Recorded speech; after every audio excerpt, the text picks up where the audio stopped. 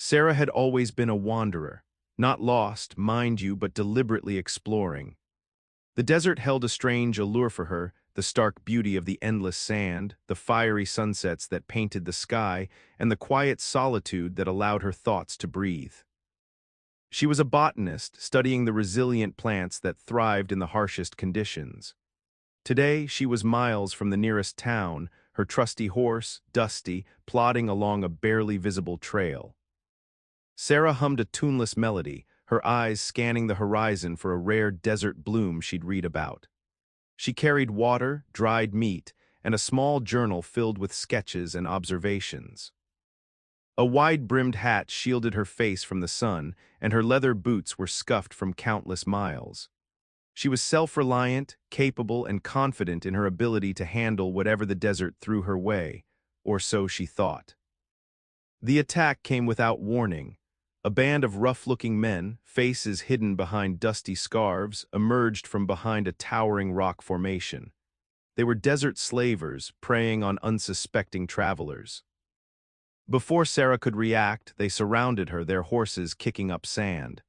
Dusty reared in fright, nearly unseating her, but the slavers were too quick. They dragged her from her horse, ignoring her struggles.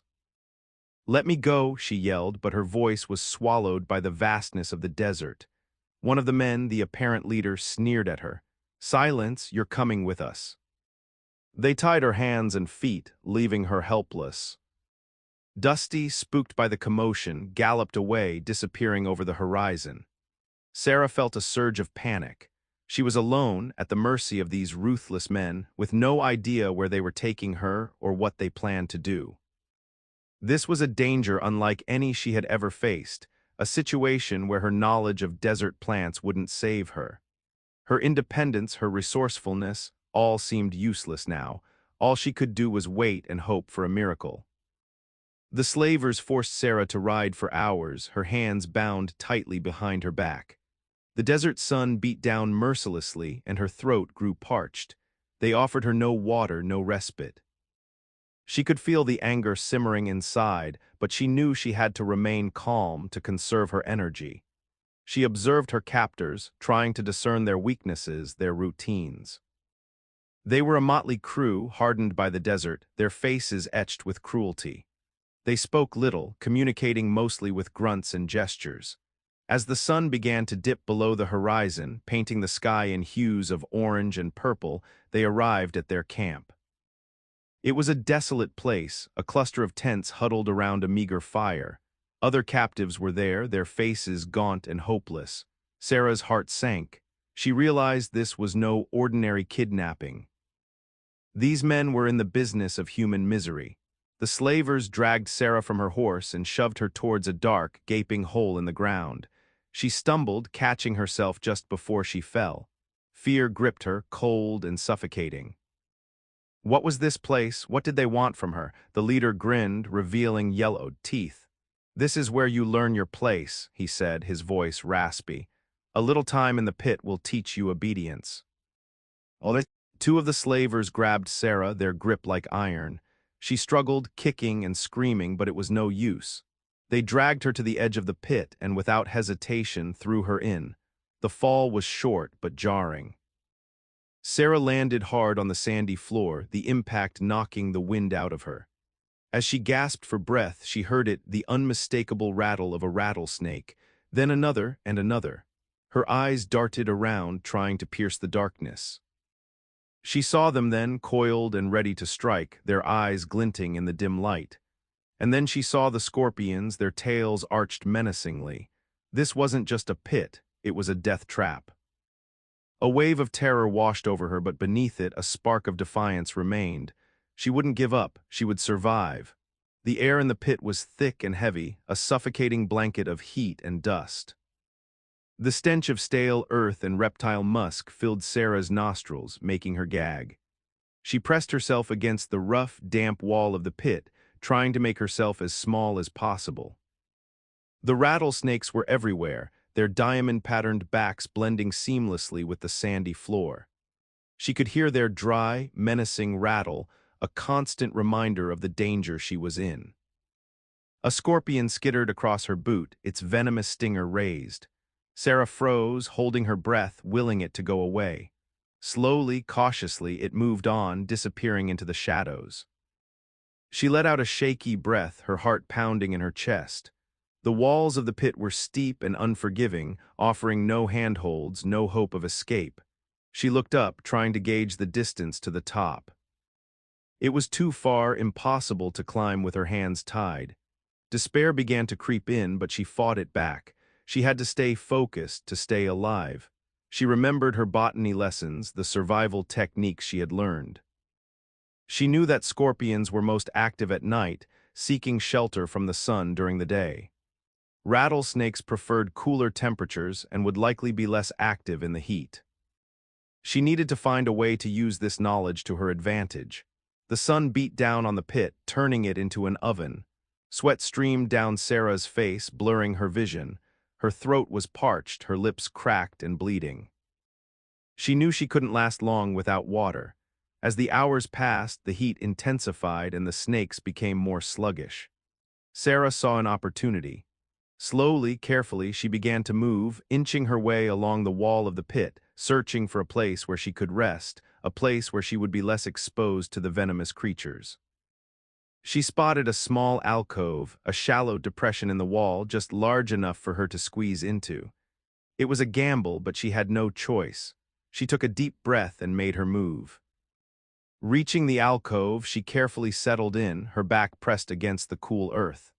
It wasn't much, but it was a sanctuary, a temporary reprieve from the dangers of the pit. She closed her eyes, trying to conserve her energy, trying to hold on to hope. She didn't know how long she could survive in this hellish place, but she knew one thing: she wouldn't give up without a fight. Miles away, silhouetted against the setting sun, a lone rider topped a ridge. This was Cole, a man as weathered and rugged as the desert itself. He'd been tracking a stray calf when he witnessed the kidnapping. He was too far away to intervene directly, but he saw the direction the slavers were headed and vowed to follow. Cole wasn't a hero, not in the traditional sense.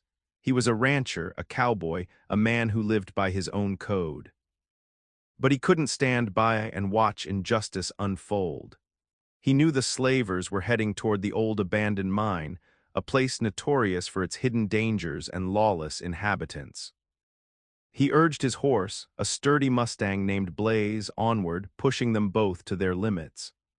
As darkness fell, he kept a careful distance, using the terrain to his advantage, his sharp eyes scanning the horizon. He found their camp easily enough. The flickering firelight cast long, dancing shadows against the rocks, and the sounds of raucous laughter and coarse voices carried on the night air. Cole dismounted Blaze behind a cluster of boulders. He knew he couldn't take them on in a direct fight. He was outnumbered and they were heavily armed. He needed a plan, something that would create chaos and give him a chance to rescue the woman. His eyes fell on his saddlebags. He always carried a few bottles of his homemade whiskey, a potent brew that could knock a man off his feet. An idea began to form in his mind, a daring, reckless plan that could either save the woman or get them both killed. He gathered several empty bottles, stuffing rags into their necks. Then, carefully, he filled them with his fiery liquor, creating makeshift Molotov cocktails. He knew it was a long shot, but it was the only chance he had. He checked his Colt revolver, making sure it was fully loaded. He also grabbed his trusty bolt cutters, a tool he often used to repair fences but which might prove useful in other ways. Taking a deep breath, Cole whispered a prayer to the desert gods for guidance and courage. He mounted Blaze, his heart pounding in his chest. It was time to ride into hell. Cole urged Blaze forward, the Mustang's hooves kicking up sand as they charged towards the slaver camp. The plan was simple: create as much chaos as possible, draw the slavers away from the pit, and give the woman a chance to escape. He hoped she was still alive. As they neared the camp, Cole lit the rags protruding from the whiskey bottles. The flames flickered to life, casting an eerie glow on his determined face. He gripped the reins tightly, his eyes fixed on the largest campfire. With a whoop, he hurled the first Molotov cocktail. The bottle sailed through the air and crashed into the campfire, shattering on impact.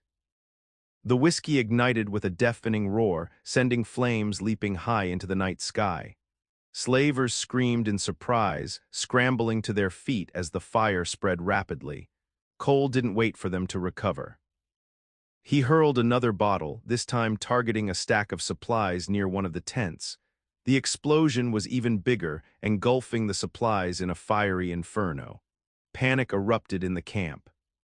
Men shouted orders, but their voices were lost in the chaos. He threw the remaining bottles, aiming for anything that would burn, tents, wagons, even the slavers themselves. The camp was quickly transformed into a roaring blaze, illuminating the desert landscape for miles around. With the camp in complete disarray, Cole turned his attention to the pit. He could see the dark opening in the ground, a silent testament to the slavers' cruelty. He spurred Blaze forward, riding towards the pit at full speed. As he approached the edge, he saw her. A small figure huddled against the wall, barely visible in the flickering light. He couldn't see her face, but he knew it was her. He reined in Blaze, bringing the Mustang to a skidding halt just a few feet from the edge of the pit. "Hold on," he shouted, his voice barely audible above the roar of the flames. He pulled the bolt cutters from his saddlebag and tossed them down into the pit. "Use these. Cut yourself free." He watched anxiously, his heart pounding in his chest, praying that she could reach them, praying that she was still alive. The fire raged around him, the heat intense, but he couldn't leave. He had to see her escape. He had to know she was safe. Sarah heard the commotion above, the explosions, the shouts, the crackling flames. At first she was terrified, thinking it was some new form of torture the slavers had devised. But then she heard a voice, a strong, clear voice cutting through the chaos. "Hold on, use these, cut yourself free." She squinted, trying to see through the darkness. Something clattered to the ground near her feet. She reached out cautiously, her fingers brushing against cold metal. Bolt cutters. Hope surged through her, a powerful wave that washed away the fear and despair. Someone was trying to rescue her. Ignoring the snakes and scorpions, she scrambled towards the bolt cutters. Her hands were still tied, but she could maneuver them enough to pick up the tool. The metal was heavy, awkward, but she managed to position the blades around the rope binding her wrists. Taking a deep breath, she squeezed the handles with all her might. The rope strained, then snapped. Freedom, she quickly freed her ankles, relief flooding through her veins. She was no longer helpless. But the pit was still a death trap. The flames above cast an eerie glow, illuminating the venomous creatures that surrounded her. They were agitated, disturbed by the noise and the heat. She had to move quickly. She looked up, trying to gauge the distance to the top. It seemed even further now, the walls impossibly steep. But she had the bolt cutters. Maybe, just maybe, she could use them to create handholds. She started to climb, jamming the blades of the bolt cutters into the soft earth, creating small steps. It was slow, painstaking work, and every movement risked disturbing the snakes and scorpions. One misstep could mean death. A rattlesnake struck, its fangs sinking into her calf. Pain shot through her leg, but she gritted her teeth and kept climbing. She couldn't stop now, she was so close. Another scorpion stung her hand, its venom burning like fire. She cried out, but she didn't let go. She pulled herself up, inch by inch, driven by a desperate will to survive. Finally, after what seemed like an eternity, she reached the top of the pit. She collapsed onto the ground, gasping for air, her body trembling with exhaustion and pain. Above her, silhouetted against the flames, stood a figure on horseback, her rescuer. Cole quickly dismounted, his eyes scanning the burning camp. The slavers were still in disarray, some trying to extinguish the flames, others scrambling for their weapons. He knew they wouldn't stay disorganized for long. He had to get Sarah out of there now. He knelt beside her, his face etched with concern. "Can you walk?" he asked, his voice gentle but urgent. Sarah nodded weakly, her eyes meeting his. Even in the flickering firelight, he could see the pain and exhaustion etched on her face. But he also saw something else, a flicker of resilience. a spark of defiance that mirrored his own. He carefully helped her to her feet, supporting her weight as she leaned heavily against him. Her leg was bleeding and her hand was swollen and red, but she didn't complain. "We need to go," he said, his gaze sweeping across the camp. "They'll be coming for us soon." He helped her onto Blaze, settling her in front of him. The Mustang shifted nervously, sensing the urgency in the air. Cole swung himself up behind her, his arm protectively around her waist. "Hold on tight," he said, urging Blaze forward. They rode away from the burning camp, leaving the chaos and destruction behind. The desert stretched before them, vast and unforgiving, but they were together, and that was all that mattered. As they rode, Cole kept a watchful eye on their back trail. He knew the slavers wouldn't give up easily. They would be coming after them, driven by anger and greed. He had to find a safe place, a place where they could rest and tend to their wounds. He knew of a hidden oasis a few miles away, a secluded spring nestled among the rocks. It was a long shot, but it was their best chance. He pushed Blaze onward, urging the Mustang to maintain a steady pace. Sarah remained silent, her body pressed against his. He could feel her trembling, but he knew it wasn't just from the cold. She had been through a terrifying ordeal, and it would take time for her to recover. But he would be there for her every step of the way. He wouldn't let anything happen to her. He didn't know why, but he felt a strange connection to this woman, a bond forged in the crucible of fire and danger. And he knew, with a certainty that surprised him, that their journey was just beginning. The oasis was a welcome sight, a splash of green against the endless expanse of sand. Palm trees swayed gently in the breeze, and a clear spring bubbled from the rocks, creating a small pool of cool, refreshing water. It was a haven, a sanctuary from the harsh realities of the desert. Cole dismounted, carefully helping Sarah to the ground. She stumbled, her legs still weak, but she managed to stay on her feet. He led her to the spring, where she knelt and drank deeply, the water quenching her parched throat. He examined her wounds, his brow furrowed with concern. The snake bite on her leg was swollen and inflamed, and the scorpion sting on her hand was red and angry. He knew he had to clean them and apply some kind of poultice to draw out the venom. "Stay here," he said, his voice gentle. "I'll see what I can find." He rummaged through his saddlebags, pulling out a small tin of antiseptic ointment and a clean cloth. He also gathered some leaves from a nearby plant, a type of desert sage known for its medicinal properties. He returned to Sarah and carefully cleaned her wounds, his touch gentle but firm. She winced in pain, but she didn't make a sound. He applied the ointment and then crushed the sage leaves, making a poultice that he wrapped around her leg and hand.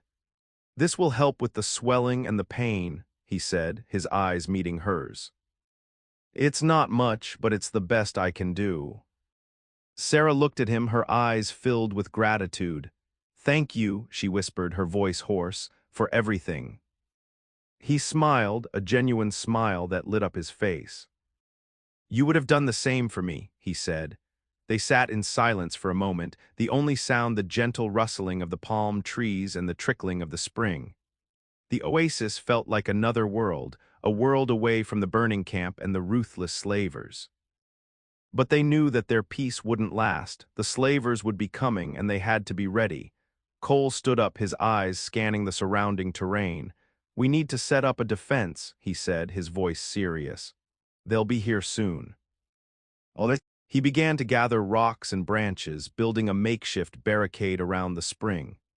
Sarah, despite her injuries, helped him, her determination shining through.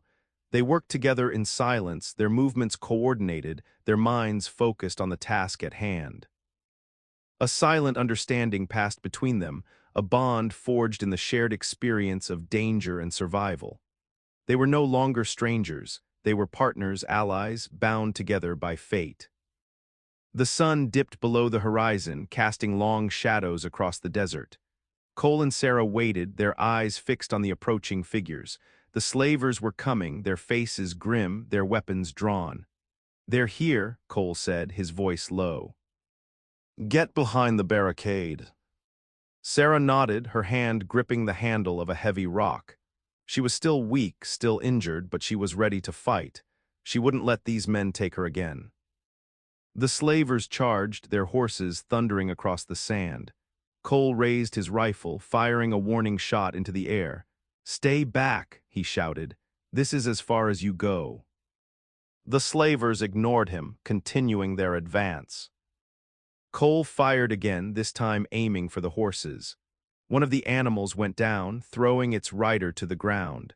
The remaining slavers dismounted, taking cover behind rocks and bushes. A fierce gunfight erupted, the air filled with the sound of gunfire and the smell of gunpowder. Cole and Sarah fought side by side, their movements coordinated, their aim true. They were outnumbered, but they had the advantage of the barricade, and they were determined to defend their sanctuary. Sarah, despite her injuries, proved to be a formidable opponent. She hurled rocks with surprising accuracy, hitting several of the slavers and forcing them to take cover. She also used her knowledge of desert plants to her advantage, identifying poisonous shrubs that she threw into the slavers' faces, causing them to cough and gag. Cole fought with a grim determination, his eyes cold and focused. He was a skilled marksman, and he made every shot count. One by one, the slavers fell, their bodies littering the sand. The battle raged on, the outcome uncertain. But Cole and Sarah refused to give up. They fought with a ferocity born of desperation and a growing sense of connection. They knew that their survival depended on each other, and they were willing to do whatever it took to protect each other. Finally, after what seemed like an eternity, the remaining slavers turned and fled, disappearing into the darkness. Cole and Sarah stood victorious, their bodies battered and bruised, but their spirits unbroken. They had faced death and emerged triumphant, their bond stronger than ever. The desert, once a symbol of fear and oppression, had become a testament to their courage and resilience. And as they looked at each other, their eyes filled with a newfound respect and admiration, they knew that their love story had just begun. The battle was over, but the night was far from peaceful. Cole knew that even though they had driven off the slavers, they couldn't stay at the oasis. The remaining slavers would likely regroup and return, and he couldn't risk Sarah's safety. They needed to find a safer place, a place where they could truly rest and recover. He looked at Sarah, her face illuminated by the flickering firelight. She was exhausted, her body battered and bruised, but her eyes shone with a newfound strength and determination. He knew that she was just as worried as he was, but she trusted him. That trust meant everything to him. "We need to leave," he said, his voice gentle but firm. "It's not safe here anymore." Sarah nodded, her gaze meeting his. "Where will we go?" she asked. "I know of an old abandoned cabin in the mountains," Cole replied. "It's a long ride, but it's the safest place I can think of." He helped her onto Blaze, settling her in front of him once again. The Mustang shifted nervously, sensing the urgency in the air. Cole swung himself up behind her, his arm protectively around her waist. They rode away from the oasis, leaving behind the makeshift barricade and the bodies of the fallen slavers. The desert stretched before them, vast and unforgiving, but they were together, and that was all that mattered. As they rode, Cole kept a watchful eye on the horizon. He knew that the slavers could be anywhere, waiting to ambush them. He had to stay vigilant to protect Sarah at all costs. The night was long and arduous. The desert was cold, and the wind howled like a banshee. Sarah shivered, her body still weak from her ordeal. Cole wrapped his arms around her, trying to keep her warm. "Are you all right?" he asked, his voice filled with concern. Sarah nodded, her head resting against his chest. "I'm fine," she whispered. "Just tired." He knew she was lying, but he didn't press her. He just held her tighter, offering her what little comfort he could. As the first rays of dawn began to paint the sky, they reached the foothills of the mountains. The air grew cooler, and the landscape became more rugged. Cole knew that they were getting closer to their destination. The abandoned cabin was just a few more miles away. And with each passing mile, their hope for safety and a new beginning grew stronger. The abandoned cabin was nestled in a secluded valley, surrounded by towering pine trees and jagged peaks. It was a small, dilapidated structure, but it offered shelter and a sense of security. Cole dismounted, carefully helping Sarah to the ground. She leaned against him, her body trembling with exhaustion. He pushed open the creaking door and led her inside. The cabin was dark and dusty, but it was dry and relatively clean. A small fireplace dominated one wall, and a rickety table and chairs sat in the center of the room. "It's not much," Cole said, his voice apologetic, "but it's safe." Sarah looked around, her eyes filled with gratitude. "It's perfect," she said, her voice sincere. Cole set about making a fire, gathering dry wood from outside. Soon the flames were crackling merrily, casting a warm glow throughout the cabin. He found a few blankets in a corner and spread them out on the floor, creating a makeshift bed for Sarah. "Rest," he said, his voice gentle. "I'll keep watch." Sarah lay down on the blankets, closing her eyes. She was exhausted, but she couldn't sleep. Her mind was racing, replaying the events of the past few days. She had been kidnapped, imprisoned, and nearly killed. But she had also been rescued, protected, and shown a kindness she never thought possible. She thought of Cole, his rugged face, his gentle touch, his unwavering courage. She had only known him for a short time, but she felt a connection to him that was stronger than anything she had ever experienced. He was her rescuer, her protector, and something more, something she couldn't quite define. As she lay there, listening to the crackling fire and the howling wind outside, she realized that she was falling in love with him. It was a love born of danger and survival, a love forged in the crucible of fire and adversity. And she knew with a certainty that surprised her that it was a love that would last a lifetime. Cole sat by the window, his rifle resting across his lap. He watched the surrounding mountains, his eyes scanning for any sign of danger. He knew that the slavers could still be out there, and he had to be ready to defend Sarah at all costs. But as he sat there, his thoughts drifted to Sarah. He had never met a woman like her before. She was strong, resilient and brave, but also kind and compassionate. He admired her strength, her determination, and her unwavering spirit. He had never met a woman who could endure so much and still maintain her hope. He found himself drawn to her, wanting to protect her, to care for her. He didn't understand it, but he knew that something special was happening between them. A connection was forming, a bond that was stronger than anything he had ever experienced. As the night wore on, Cole continued to watch, his thoughts swirling with emotions he couldn't quite comprehend. He knew that he was falling for Sarah, but he was afraid to admit it, afraid to risk the fragile bond that they had formed. The next morning they awoke to the sound of birds chirping and the sun streaming through the cracks in the cabin walls. Cole had already started a fire and brewed a pot of coffee. "Good morning," he said, his voice gentle. "How are you feeling?" Sarah sat up, stretching her stiff muscles. "Better," she said, smiling, "thank you." They shared a simple breakfast of coffee and dried meat, their conversation light and easy. They talked about their lives before the kidnapping, their hopes and dreams for the future.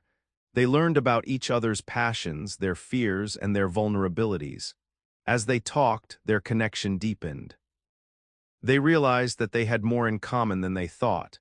They both loved the desert, its stark beauty and its unforgiving nature.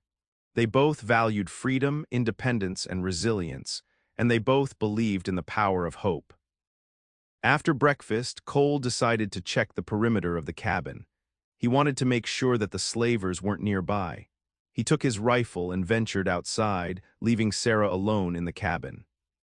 As he walked through the trees, he couldn't shake the feeling that they were being watched.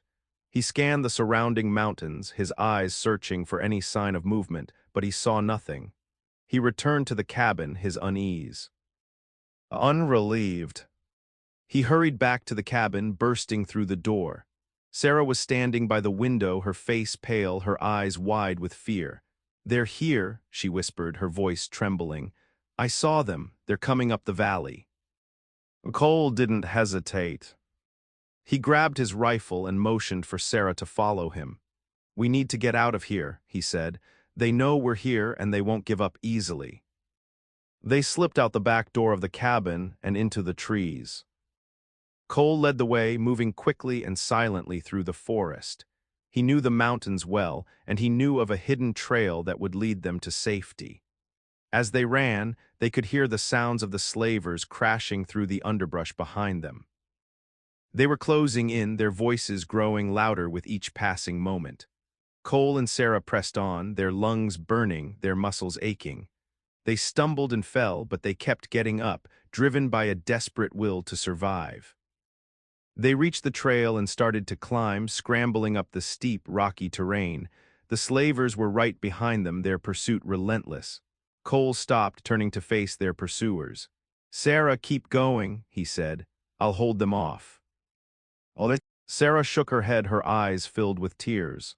"I'm not leaving you," she said. "You have to," Cole insisted. "I can't protect you if you stay here. Go get to safety." Sarah hesitated for a moment, then nodded. She turned and continued to climb, her heart pounding in her chest. Cole raised his rifle, taking aim at the approaching slavers. He fired, hitting one of them in the leg. The slaver cried out in pain, falling to the ground. The other slavers scattered, taking cover behind rocks and trees. A fierce gunfight erupted, the air filled with the sound of gunfire and the smell of gunpowder. Cole fought with a fierce determination, his movements quick and precise. He was a skilled marksman, and he made every shot count. One by one, the slavers fell, their bodies littering the forest floor, but he was outnumbered, and he knew that he couldn't hold them off forever. Suddenly, he heard a shout from above. He looked up and saw Sarah standing on a rocky outcropping, her face determined, her hand gripping a large boulder. "Cole, get out of the way," she yelled. Cole didn't hesitate. He dove to the side just as Sarah pushed the boulder off the outcropping. The boulder crashed down, crushing one of the slavers beneath it. The remaining slavers hesitated, their eyes wide with fear. They realized that they were trapped, caught between Cole's gunfire and Sarah's falling rocks. Cole seized the opportunity. He charged forward, firing his rifle, his movements swift and deadly.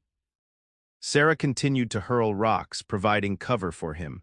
They fought together, their movements coordinated, their minds focused on the same goal.